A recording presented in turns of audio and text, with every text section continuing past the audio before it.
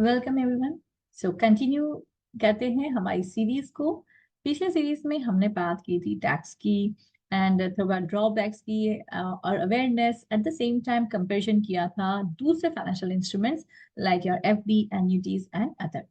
अब हम बात करेंगे कि what are the factors we should consider before we invest into SWP, sorry, before we opt, हम उसका ऑप्शन जो लें उसको एक्टिवेट करें हम, बिफोर उससे पहले हम समझेंगे उसके थोड़े से फैक्टर्स। एंड यस, इसके बाद हम बात करेंगे केस स्टडी की। गाइस, रिस्क टॉलरेंस क्यों इसकी बात की जाती है? आप आई वुड ऑलवेज सजेस्ट, चाहे कोई भी हो या अपना बिजनेस हो, प्रोफेशन हो या ये इक्विटी मार्केट हो, risk will always be there, right? Yes, हम जो अवेयरनेस क्रिएट करते हैं या जो हम स्टडी करते हैं उससे क्या करते हैं, हम रिस्क को रिड्यूस करने की कोशिश करते हैं। बट आप एक चीज हमेशा समझिएगा, चाहे आपने कितनी भी एमबीए की पढ़ाई की हो या कहीं से भी आपने देखा होगा, जीरो रिस्क तो कहीं पे होता ही नहीं है, राइट? तो यहाँ पे क्या बोल रहे हैं, रिस्क टॉलरेंस लेवल आपका क्या है एज एन इन्वेस्टर। क्या आप, तीन टाइप के इन्वेस्टर्स होते हैं, राइट?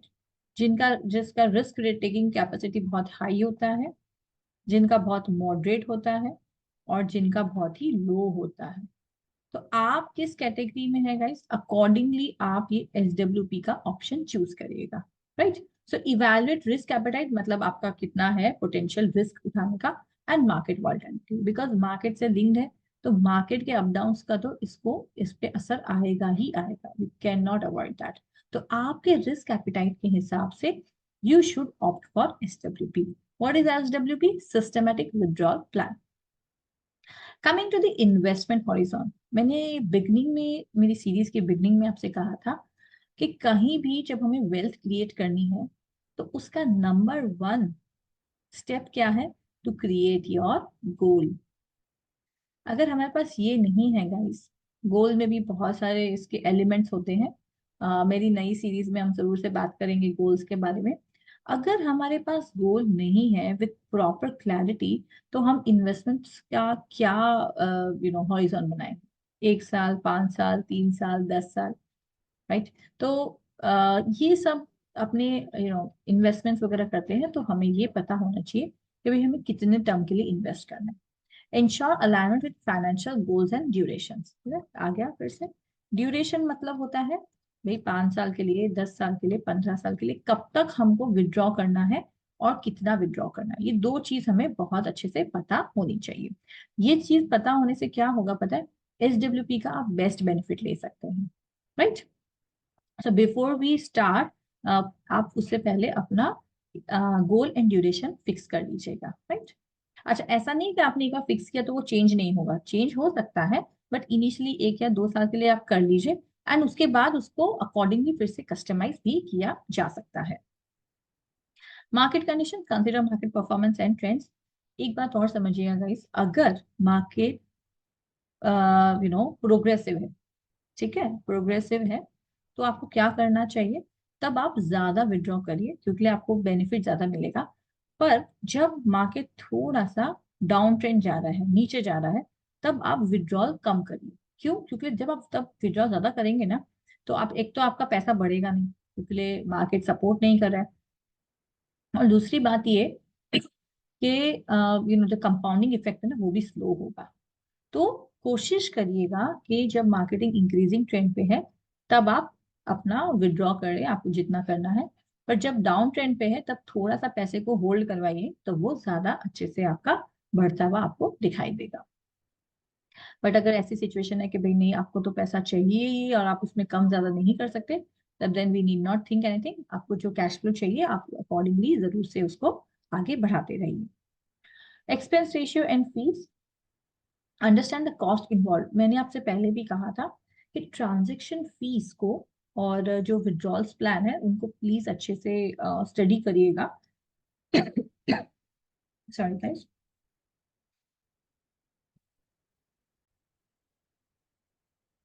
या, so guys, expense ratio and fees वगैरह क्या होगी, जो ट्रांजैक्शन कॉस्ट होगा ना, वो आप प्लीज पहले चेक कर लीजिएगा, एग्जिट लोड चेक कर लीजिएगा। अकॉर्डिंगली आप, you can take the option for SWP। Right. So बहुत सिंपल से ऑप्शन फैक्टर्स हैं जो आप थोड़ा सा अवेयरनेस के साथ अगर करेंगे तो आपको क्या मिलेगा, इसके बेस्ट बेनिफिट्स। चलिए, it's time for the case study. बहुत ही सिंपल सी केस स्टडी मैंने ली है विद मिनिमल ऑप्शंस, राइट। कुछ कुछ इसमें मैंने पॉइंटर्स पे नहीं किया, वो मैं आपको एंड में बता दूंगी। तो how to build up a SWP और build up a corpus with SWP. We have mister Sharma. उन्होंने इन्वेस्ट किया है 10 लाख रुपया in mutual funds with a 10% expected annual return. मैंने सिर्फ इसको 10% रखा है, being very conservative. Okay, so ये ज्यादा भी हो सकता है, बट मैंने अभी इसको काफी कम में रखा है, राइट। और उन्हें क्या चाहिए, एवरी मंथ 15,000 रुपये चाहिए। कितने साल के लिए, 10 साल के लिए। ये तो आपको पता होना चाहिए। ये आपका हो गया गोल, और ये हो गया आपका ड्यूरेशन, है ना। गोल इन द सेंस इतना मुझे चाहिए, ये ड्यूरेशन है। गोल्स में आप अभी इसमें आपका क्यों चाहिए, आप वो इसमें ऐड कर सकते हैं। अजम्पशंस क्या है, the fund grows at the rate of 10%, ये हमने अज्यूम किया है। ये ज्यादा हो सकता है guys, depending on the market situation. And monthly withdrawal is 15,000। चलिए, तो कैलकुलेशंस किस तरह से हो गए, रफ जो कैलकुलेशंस है अप्रोक्सीमेटली। इनिशियल इतना इन्वेस्ट किया, एनुअल रिटर्न है, तो मंथली ग्रोथ रेट इतना हम हो गया divided by 12। And first year क्या होगा, हमको इतना फर्स्ट मंथ में इतना मिलेगा। Value after growth is this much, okay, 10 plus this. Withdrawal हो गया 15, तो रिमेनिंग अमाउंट कितना बचेगा, 9,93,333। सेकेंड मंथ भी सेम कैलकुलेशन चलेगी, तो हमारे नेक्स्ट मंथ में इतना बचेगा, राइट। सो एवरी टाइम ये किससे रिड्यूस हो रहा है, 15,000 से, बट बढ़ भी किससे रहा है, 10% से बढ़ रहा है। अच्छा, ये बहुत ही सिंपल एग्जाम्पल है। जैन में 10 लाख था, ग्रोथ हुई, इतना बढ़ा। फिर विड्रॉल हुआ 15,000 का, क्लोजिंग बैलेंस इतना। Closing becomes my opening balance. फिर से इस पे ग्रोथ हुई, 10% पे हम ग्रोथ दिखा रहे हैं इधर। Growth, sorry, amount after growth 15,000 withdraw, again 986610. Then this again closing becomes the opening and the same concept continues. यहाँ पे एक चीज आप देखिएगा गाइस, कि अगर आप 10 लाख अपने पास रख लेते हैं, या समझ लीजिए इसमें से आप 2 लाख रख लेते हैं, आप सिर्फ 8 लाख इन्वेस्ट करते हैं, तो क्या होगा ना, जो ग्रोथ है वो भी रिड्यूस होगी, सब कुछ रिड्यूस हो जाए। अच्छा है ना कि हमको 15,000 लेना है, तो हम हर महीने ले रहे हैं, तो जिससे एटलीस्ट ये भी बढ़ता जा रहा है, राइट। ऐसे आपको रिडक्शन दिख रहा है, बट ये 15,000 की वजह से, अदरवाइज क्या होगा, ये पैसा बढ़ता ही जा रहा है। एंड वो हम सिर्फ ये सब में इन्वेस्ट करके ही कर सकते हैं। अगर हम एक साथ घर पे पैसा रख लेते हैं, तो फिर ये जो इफेक्ट है वो नहीं आने वाला है, राइट। चलिए, सो क्या होगा, टोटल अमाउंट विड्रॉ कितना हुआ हमारा, 10 साल में 18 लाख समथिंग हुआ। 15,000 इंटू 12 और 10।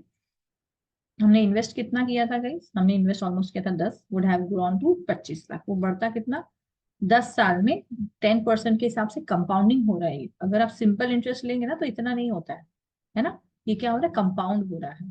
तो and value of investment after withdrawal, फिर भी हमारे पास 4 लाख, 4.5 लाख पैसा बच जाता है। Isn't it very effective. बहुत ही ब्यूटीफुल कॉन्सेप्ट है गाइस ये। प्लीज इसको समझिए, और एज सुन एज पॉसिबल अपने लिए ये फंड्स का यूज करते हुए वेल्थ क्रिएट कीजिए, राइट। और मेरी सीरीज अच्छी लगे तो जरूर से like and comment and share करिएगा। ये सिंपल कॉन्सेप्ट से मैं आपको बस यही बताना चाहती हूँ कि कैसे हम अपने पैसे को हरदम बढ़ाते रहें, एट द सेम टाइम हमारे कैश फ्लो को रोके नहीं, राइट। सो आई होप आपको ये सिंपल एग्जांपल समझ में आया होगा, और आगे वेट करेगा मेरी और अच्छी सीरीज का, जहाँ पे मोस्ट प्रोबेबली हम बात करेंगे वेल्थ क्रिएशन की। और भी अगर आपको और कोई टॉपिक पे स्पेसिफिक जानकारी चाहिए हो, तो काइंडली कमेंट करके मुझे बताइएगा। मैं ट्राई करूंगी कि आपके सवालों का जवाब सीरीज के हिसाब से दे पाऊँ, राइट। लास्ट में हम इसको कंक्लूड करते हैं गाइस। तो एसडब्ल्यूपी अलाउ क्या क्या मिस्टर शर्मा को, एक तो मंथली लिविंग, कैश फ्लो रुका नहीं, खर्चे हो रहे हैं, पैसा आ रहा है उनके पास। हमारे पास 4.5 लाख का पैसा भी बच गया, वो भी आफ्टर 10 ईयर्स। अदरवाइज अगर हम सिर्फ 10 लाख को 10 लाख ही रखते, तो क्या होता गाइस, एक तो वो 10 लाख का खर्चा, लाइक इन्फ्लेशन है, तो वो 10 लाख तो रिड्यूस हो ही रहा था, but at the same time हमको यहाँ पे क्या हो, एडिशनल सिक्योरिटी मिल गई।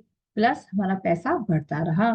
Despite withdrawals, the investment amount still grows because it it was a power of compounding. Okay, and it ensures wealth preservation and wealth creation.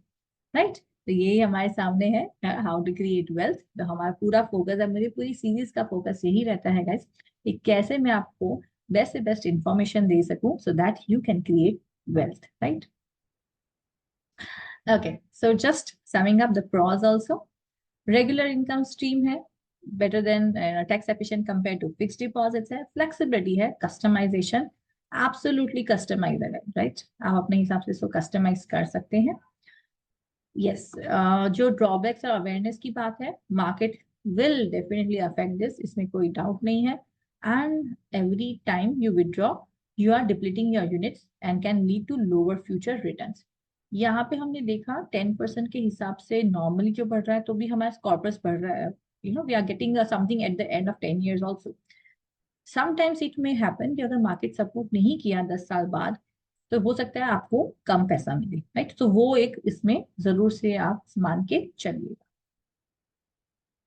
Okay, so coming to the conclusion guys, hope मेरा video, मेरी the awareness regarding the SWP आपको अच्छी लगी हो. Right, wait for my new videos coming up for your wealth creation. Abhi, just to sum up, it's a, we talked about SWP. What is SWP? It's nothing but systematic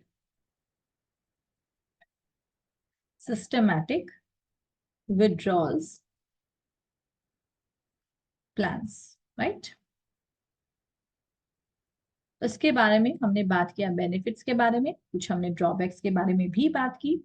recommendation either for किसके लिए है, retired persons और investors, those who want